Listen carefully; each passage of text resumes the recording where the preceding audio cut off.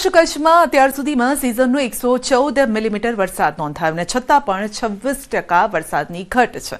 આ વચ્ચે પણ ખેડૂતોએ મોડી વાવણી શરૂ કરી દીધી છે। કેટલાક ખેડૂતો જેઓએ આગોતરું વાવેતર કર્યું હતું તેઓએ ફરી વાવેતર કરવાનો વારો આવ્યો છે અને છતાં પણ ભાવનગર, અમરેલી, જૂનાગઢ, સુરેન્દ્રનગરના ખેડૂતોને આશા છે કે કુદરત જો હવે સાથ આપશે તો સિઝન સુધરી જશે।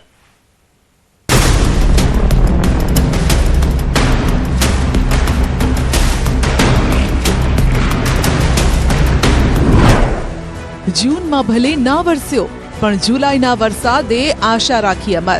સૌરાષ્ટ્રમાં સારા વરસાદ અને વરાપના કારણે વાવણી થઈ શરૂ। આ વર્ષે ચોમાસાએ રાજ્યમાં મોડી પધરામણી કરી, પરંતુ બાદમાં સૌરાષ્ટ્રમાં જુલાઈમાં મેઘરાજાએ સટાસટી બોલાવી। જે વરસાદની ખેડૂતો રાહ જોતા હતા તેવો જ વરસાદ વરસ્યો, જેણે ખેડૂતોની આંખોમાં ચમક લાવી દીધી છે। ગોહિલવાડમાં વાવેતરને મળ્યો વેગ। એક સપ્તાહ સુધી તરખાટ મચાવ્યા બાદ ગોહિલવાડમાં મેઘરાજાએ વિરામ લીધો છે। ત્યારબાદ સાર્વત્રિક વરાપના પગલે વાવેતરને હવે વેગ મળ્યો છે। વરસાદથી ખેતરોમાં ભેજ વધતા ખેડૂતો ટ્રેક્ટર, બળદ અને ખેતીના સાધનો સાથે જમીન પર ઉતરી ગયા છે। જ્યાં સારો વરસાદ છે ત્યાં કપાસ, મગફળી, તલ સહિતના ખરીફ પાકોના વાવેતર વધશે તેવી આશા છે।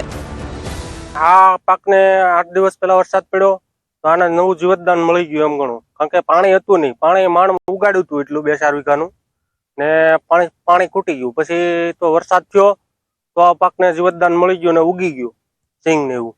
નહીતર આ સિંગ ને ઉગાડવી મુશ્કેલી થાય પાણી વગરની તો।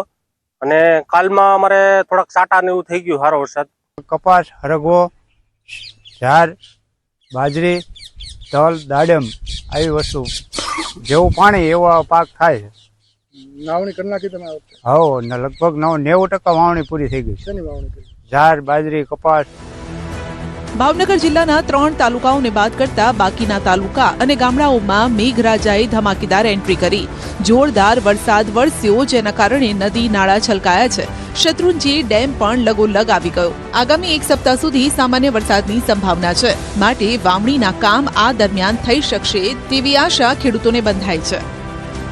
અઠવાડિયાથી આ વરસાદનું ગામમાં હારામાં હારો વરસાદ થઈ ગયો છે, એટલે ખેડૂતને ઘણી રાહત મળી ગઈ છે।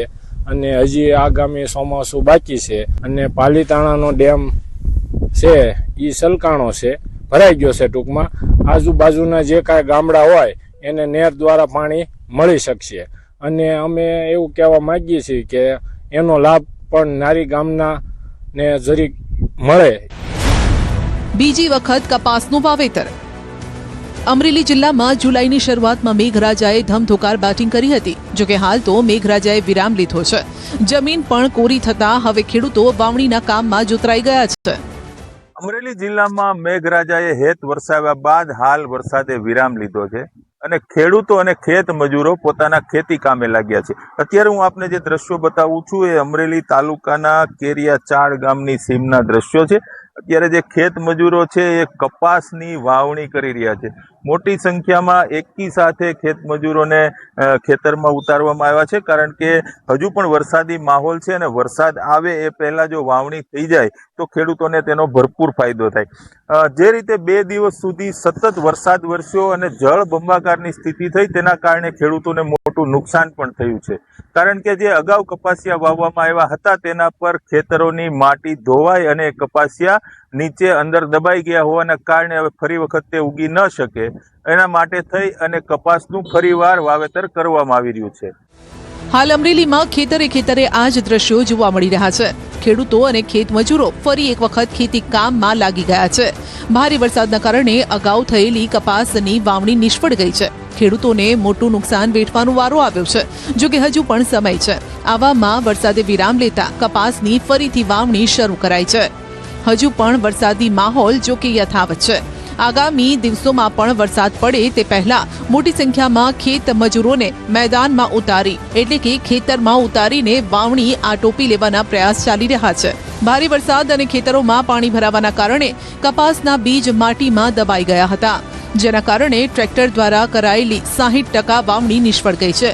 ખેડૂતો પાસે ફરીથી વાવણી કરવા બીજો કોઈ વિકલ્પ ન હતો. માટે લાંબા વિરામ બાદ મેઘરાજા શાંત પડ્યા અને તેઓએ હવે ફરી એક વખત બિયારણની રોપણીનું કામ શરૂ કર્યું છે. જો કે આવામાં બિયારણ મજૂરીનો બેવડો ખર્ચ આ જગતનો તાત વેઠી રહ્યો છે.